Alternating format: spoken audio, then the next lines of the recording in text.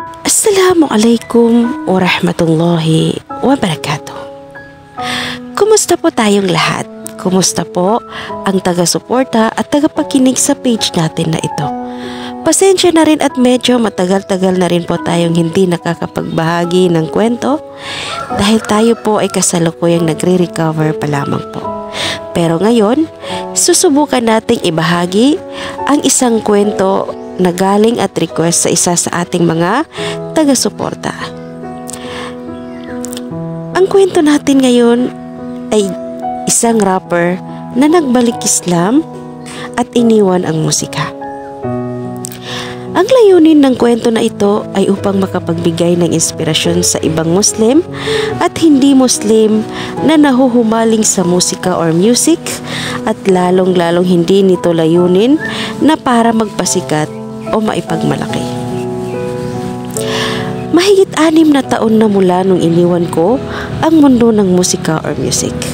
Ako nga pala si Charles Cyril P. Boc, isang dating full-time rapper, songwriter at music editor ng isang kilalang rap group at recording studio sa lungsod ng Jensan. Kaya kung music lang ang pag-uusapan, wala nang mas hihigit pa sa mga tulad naming music producer na mas makakahiligan ang musika or music. Natural bilang isang lumaking Kristiyano, hindi importante sa amin ang bagay na ginagawa namin kung ito man o ito ba ay pinahihintulutan sa relihiyon namin o hindi.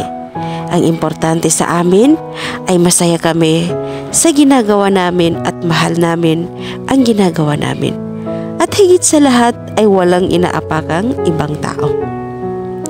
Ganito kasi talaga ang mindset bilang isang Kristiyano eh. Kaya nga may mga taong nagpapakasal na kung kani-kanino lang kahit pa kaparehas niya ng kasarian ay hindi daw hadlang basta ba masaya sila sa ginagawa nila. Well, kaya ko lang naman kinuwento ito ay para ipaalala sa iilang mga music lover kuno na ito ay walang maidudulot na mabuti o maganda sa buhay mo. Maging ikaw man ay singer, rapper, may banda, dancer, tiktoker at anumang gawain na may kalakip na musika or music, wallahi, summa wallahi, magiging dahilan lang ito ng pagdami ng mga taong sasaksi laban sa iyo sa araw ng paghuhukom. Kung gaano kadami ang viewers mo or followers mo ay tiyak na sasaksi ito laban sa iyo. Kabilang pa dito ay ang pagtigas ng puso mo, dahilan ng palagi ang pakikinig ng musika or music. Kaya nga kapag may nagpapaalala sa iyo tungkol sa pagbabawal ng music, ay hindi mo na ito pinapansin at madalas ay nagagalit ka pa sa kanila.